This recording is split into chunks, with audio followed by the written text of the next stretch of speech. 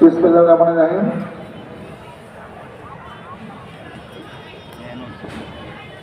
জামিয়া আশরাফিয়া দারুল উলুম দুদুমিয়া হিফজ ও দাওয়ারে হাদিস সমাপনী ছত্রের দস্তারবন্দি ও বার্ষিক ওয়াজ মাহফিলে সম্মানিত সভাপতি, উপস্থিত আমন্ত্রিত অতিথিবর্গ, রাজনৈতিক দলের নেতৃবর্গ, এলাকার মুরব্বিয়ান, মুসল্লি ভাইরা এবং যে সকল মা বোনেরা বাড়িতে বসে পর্দার আড়ালে আমার এই বক্তব্য শুনছেন, আসসালামু আলাইকুম। অনেকদিন পর এলাকায় এসেছি। বিগত দিনগুলো তো অনেক মসজিদ মাদ্রাসা উদ্যোগে ওয়াজ মাহফিল অনুষ্ঠিত হয় নাই, অনেক জায়গায় করতে দেওয়া হয়নি এবং মিজানুর রহমান আজারি, তারেক মনোয়ার এরকম ভালো ভালো বক্তা, আন্তর্জাতিক খ্যাতিসম্পন্ন বক্তা যাদের ওয়াজ শুনতে মুসল্লি ভাইরা ঘন্টার পর ঘন্টা বসে থাকেন, শুনেন, তাদের ওয়াজ শুনতে পারে নাই। অনেকে দেশে থাকতে দেওয়া হয় নাই। মিজানুর রহমান আজারি ভাইকে মালয়েশিয়া পাঠিয়ে দেওয়া হয়েছে, তারেক মনোয়ার ভাইকে ইংল্যান্ডে পাঠিয়ে দেওয়া হয়েছে, কাউকে গ্রেপ্তার করেছে, কাউ প্যান্ডেল ভেঙে দিয়েছে, কাউকে পুলিশ পারমিশন দেয় নাই এবং এটা অব্যাহতভাবে চলছে। আপনারা ভাবেন, এদেশের 90% ওপর লোক মুসলমান, সেই মুসলমানদের একটি সব বড় ধর্মীয় রীতিনীতি, যেখানে ওলামায়ে কেরামরা আসেন, ইসলামের কথা, মুসলমানদের কথা, আমাদের প্রিয় নবী রাসূলদের কথা, আমাদের 5টি স্তম্ভ কলেমা, নামাজ, রোজা, হজ, যাকাত, সেই সবের কথা, নামাজটা কিভাবে শুদ্ধি করে পড়লে, জামাতে পড়লে, সময় মতো পড়লে, আযান দিলে দ্রুত পড়লে কিভাবে কতটুকু সওয়াবের ভাগীদার হওয়া যায়, এইসব কথা যারা বলবেন, পিতামাতার প্রতি কর্তব্য কী, প্রতিবেশীর প্রতি কর্তব্য কী, একজন বিপদে পড়লে একজন মুসলমান কিভাবে এগিয়ে যাবে, এই কথাগুলো আমার মুখ থেকে শুনলে আপনাদের কাজে লাগবে না, আপনারা গুরুত্ব দিবেন না, কখনো কখনো বিশ্বাসও করবেন না।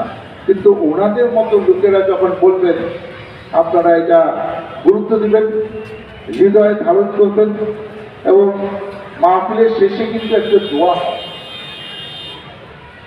দোয়াটা হয় যে আমাদের অতীত কৃতকর্মের জন্য, কিংবা আমাদের অজান্তে যদি ভুলভ্রান্তি হয়ে থাকে, আমি যে 5 ওয়াক্ত ফরজ নামাজ পড়তেছি, সেটা কতটা আল্লাহ কবুল করতেছে, সুন্নত পড়তেছি, সেটা আল্লাহ কতটা কবুল করছে, এটা কিন্তু আপনি জানেন না। যে আমাদের তো মানুষের ভুলভ্রান্তি হবে, যে সেগুলা তো মাফ করার একমাত্র মহান আল্লাহ তাআলা, তার কাছে কিন্তু কান্নাকাটি করতে হয়, মাপ চাইলে।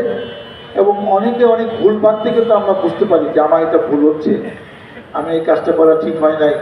একজন টাকা পায়, তাহলে আমি 3 মাস ধরে ঘুরাইতেছি, মোবাইল নাম্বার বন্ধ করে ঘুরে, মানে আমি মোবাইল নাম্বার বন্ধ করে মনে করছি তার টাকা না দিলেও চলবে। এই ধরনের অনেক রকম ঘটনা আছে। নিজে নিজে একটা অনুশোচনা হয় যে না, এই কাজটা ঠিক না, একদিন তো আমার মারা যেতে হবে, আল্লাহ মাফ না করলে তো আমার বিচার আল্লাহই করবে। ধর্মীয়ভাবে বেহেশত দুজকে হুজাব ফিরতে আপনার মারা যাওয়ার পরে হিসাব হবে। এবং প্রথম হিসাব হলো যে আপনার উপর যে বয়স থেকে, নাবালক থেকে আপনার জন্য নামাজ ফরজ ছিল, সেই থেকে আপনি কত ওয়াক্ত নামাজ কাজা করেছেন, সেগুলা পড়েছেন কিনা, সেই নামাজের হিসাব আগে হওয়ার পরেই আপনার বেহেশত দুজকে হিসাব হবে। যে সেই সব কথা যারা বলবেন, যাদের উসিলায় আমরা কিছু শিখবো, জানবো, আমল করে বাড়িতে যাব, আগামীকাল থেকে শুদ্ধি হয়ে ভালোভাবে কিছু সংশোধন হয়ে আমি কাজ করব, নামাজ করব, ইসলামের পথে জীবনটাকে মিলিয়ে দিব, সেই কাজগুলো আপনি করতে দিবেন না। মুসলমানের দেশ, 90% মুসলমান, সেই মুসলমানের পক্ষে আপনি কথা বলতে পারবেন না। কারণ পাশে একটা দেশ আবার অসন্তুষ্ট হয় যে এদের এত কিছু শিখাচ্ছে কেন। কারণ একবার যদি আপনার ইমামটা ফিরে আসে, আপনি কিন্তু অনেক সাহসী হবেন, অনেক জীবন বাজি রেখে কিন্তু যুদ্ধ করবেন।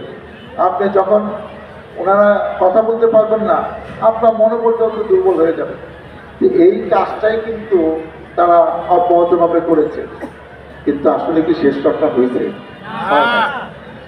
কারণ যারা ভুলে যায় যে আল্লাহর ক্ষমতা কি, গাছের পাতাও ধরে না আল্লাহ ইশারায়, যারা মনে করে যে আমি রাজা বাদশার মতো দেশ চালাবো, জনগণ কিছু না, ওই ভোট কিছু না, আমি যেভাবে যাব, যত ক্ষমতা আছে সব ক্ষমতা আমি ব্যবহার করবো, আমার পুলিশ, আমার টিভি, আমার প্রশাসন, আমার ছাত্রলীগ, যুবলীগ সব আমার, আমি রাজা, আমি বাদশা। কিন্তু আল্লাহ মনে মনে মুচকি মুচকি হাসছিল যে তোমার এত ক্ষমতা, 1 মিনিটের মধ্যে তোমার ক্ষমতা থাকবে না। আমরা যেটা 15 বছরের আন্দোলন সংগ্রাম করে যে কাজ করতে পারি নাই, 36 দিনের আন্দোলনে এই কুচি কুচি ছাত্ররা, শ্রমিকরা, জনতারা আমাদেরকে দেখিয়ে দিল আন্দোলন কিভাবে করতে হয়, একটি জালিম সরকারকে কিভাবে দেশ থেকে বিতরণ করতে হয়, যে মারা যাব, শহীদ হয়ে যাব, কিন্তু তাকে না খেদাইয়া, না বিতরণ করিয়া, ক্ষমতা থেকে না টেনে আমরা বাড়ি ফিরে যাব না। আজকে 1500 ছাত্র শ্রমিক জনতা শহীদ হয়েছে, 15,000 ছাত্র শ্রমিক জনতা আহত হয়েছে, পঙ্গু হয়েছে, কারো 1 চোখ নাই, কারো 2 চোখ নাই, কারো 1 হাত নাই, 2 হাত নাই, কারো 1 পা নাই, 2 পা নাই, আরো অনেক কঠিন অসুখে এখনো অনেকে হাসপাতালে আছে। এই সাভারে আমি 2 একজনের খবর জানি, অনেকে বাসায় পুরোপুরি সুস্থ হতে পারে নাই, কাজে ফিরে যেতে পারে নাই। এদের দোয়া কি আল্লাহ কবুল করে নাই? আপনি ক্ষমতায় আছেন, আপনি মানুষ মেরে মেরে ক্ষমতা টিকিয়ে রাখবেন?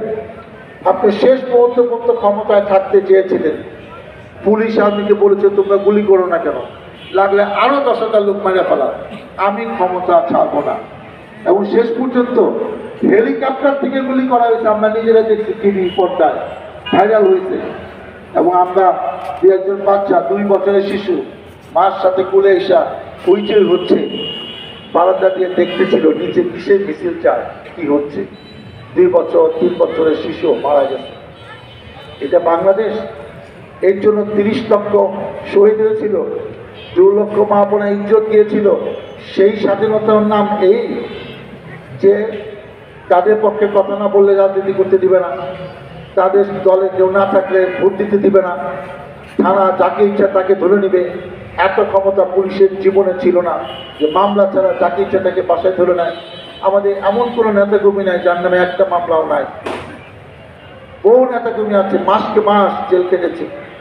এবং শুধু তাই না, অনেকে বাবা মা জানাজায় যেতে পারে নাই, বাবা মা অসুস্থ ছিল তাকে দেখতে যেতে পারে নাই, তাকে ঠিক মতো চিকিৎসা দিতে পারে নাই, পারিবারিক অনুষ্ঠানে দিতে পারে নাই, নিজে আপনার টাকা পয়সা নেয়, তারপর পলায় ছিল, কষ্ট করেছিল, শীতের সময় কোনো কম্বল ছিল না, সোয়েটার ছিল না, ফুলরে ঘুমাইছে। একদিন না, বছরে বছর, 15-16 বছর। এই কষ্ট একদিনের না, 15-16 বছরের কষ্ট। আমরা যখন পালায় থাকতাম, পালায় থেকে নামাজ পড়তাম, আল্লাহর কাছে কান্নাকাটি করতাম যে আল্লাহ এই জালিম সরকারকে কবে নিবা, কবে নিবা, কবে নিবা। আপনারা অনেকে দোয়া করছেন আমি জানি, এবং লক্ষ লক্ষ কোটি কোটি মানুষের দোয়ায় আল্লাহ দেখিয়ে দিল। আমরা এতদিন যেটা জানতাম যে সবার বিচার এই দুনিয়াতে হয় না, মারা যাওয়ার পর বিচার শুরু হয়।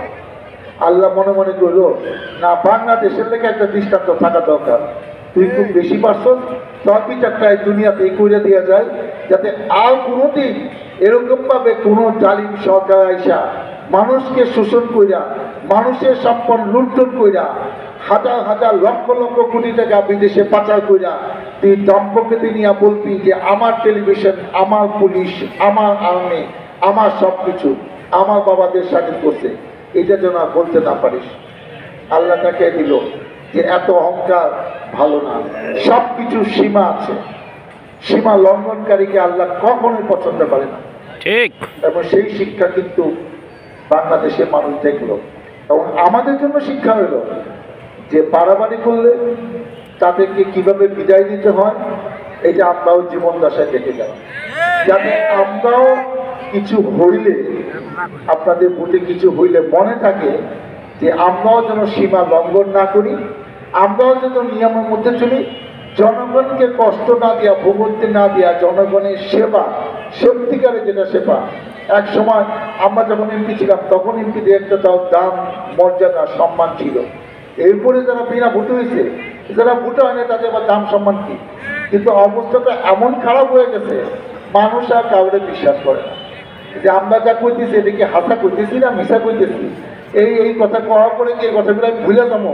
আমি তার আগে আপনার দশটা হিসাব 2-4টা ভালো কথা কইছিলাম, এটাকে আমার মাথায় আসে নাকি আপনাকে খুশি করার লেগে কইতেছি? সে বিশ্বাস আর আগের মতো নাই। বৃক্ষ তোমার নাম কি বলে পরিচয়, যে আমার কাজ কমই বলে দেবে যে আমি আপনাদেরকে বিশ্বাস করি, আল্লাহ বিধানকে মানি, নিজে ঠিক মতো চলি কিনা এটা সময় বলে দিবে। নিজে বাহাদুরি করে বলার কিছু নাই। আর অন্য কিছু বলতে গেলে অনেক বিপদ হবে। এই ওয়াজ মাহফিলে এত কথা বলতে চাই না, সারাদিন এইসব কথা নিয়ে তো থাকি। তো ইসলামিক একটা জলসাতে বেশি বলে আপনার করবেন যে এই ডাক্তার সালাউদ্দিন সাহেব এত ভালো মানুষ, জানি আজকে একটু বেশি করে ফেলেছে। আজকে অনেককে ইয়াং ছেলে পেলে দেখছি, সেজন্য নিজের 2-4টা কথা বলি। আমি মির্জাপুর ক্যারেট কলেজ থেকে পাশ করেছি, এটা বলতে হইতো না, কারণ 15 বছরে অনেকে তো ভুলে গেছেন। তা আবার নতুন করে একটু বলে আপনারা কিছু মনে করেন না, অনেকে জানেন যে ভাই কিন্তু জানি, আবার নতুন করে কন্টেন্ট। আমি ময়মনসিংহ মেডিকেল থেকে 87 সালে MBBS পাস করছি, bachelor of medicine, bachelor of surgery, যেটা বাংলাদেশে ডাক্তারি বিদ্যা বলেন। তারপর 2 বছর ট্রেনিং করছি নেফ্রোলজি, কিডনি উপর, হার্টের উপর।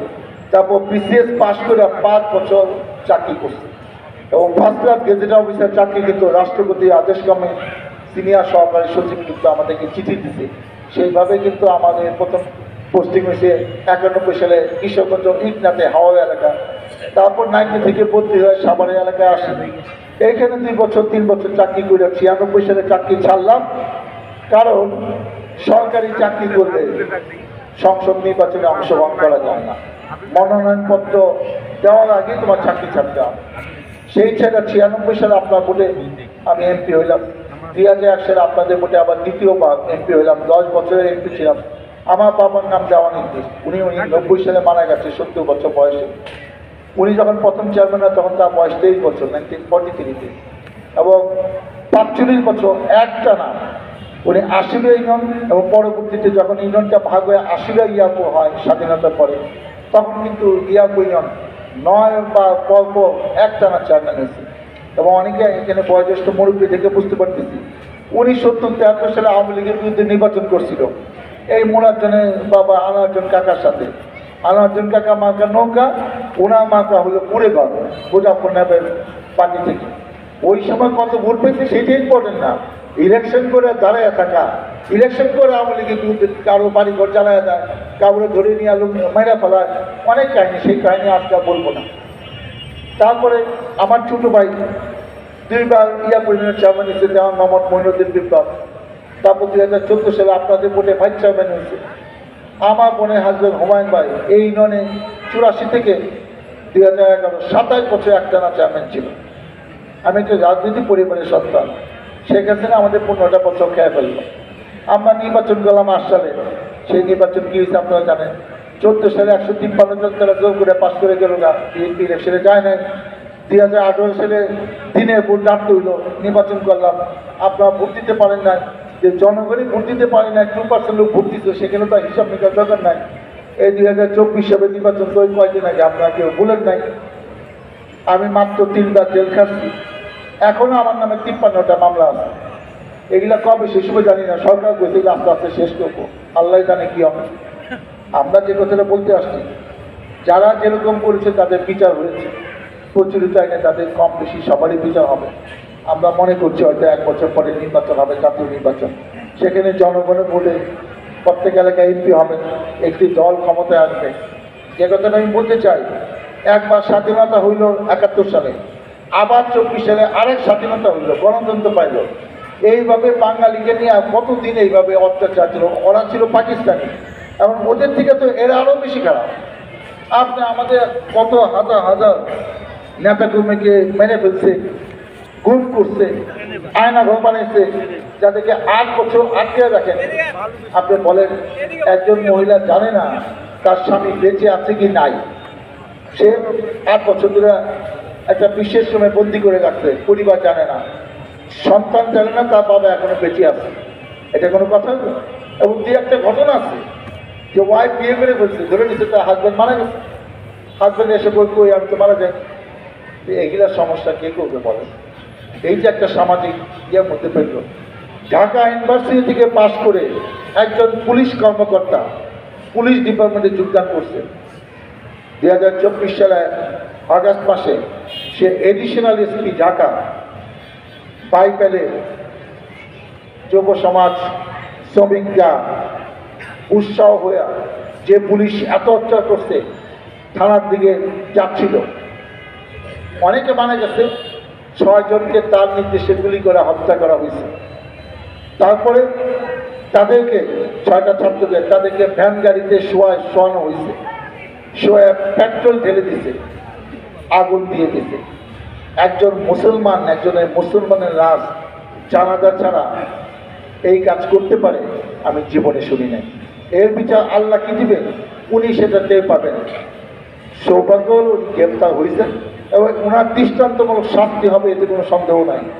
এখন তার ভালো প্রমোশন পাওয়ার জন্য উনি যে কাজটা করলেন, একটা মাস্টার ডিগ্রি পাশ করে ঢাকা বিশ্ববিদ্যালয় থেকে, আপনি কি মনে করে ঢাকা বিশ্ববিদ্যালয় কলঙ্কিত হয়েছে না তার পরিবার কলঙ্কিত হয়েছে? লেখাপড়া শিখলেই হয় না, লেখাপড়া প্রয়োগ জানতে হয়।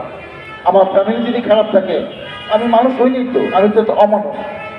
এরকম অমানুষ হাজার হাজার 2.5 লক্ষ পুলিশ আছে, যে যা করছে তার বিচার আপনি ভাইবেন না, মানে হবে না।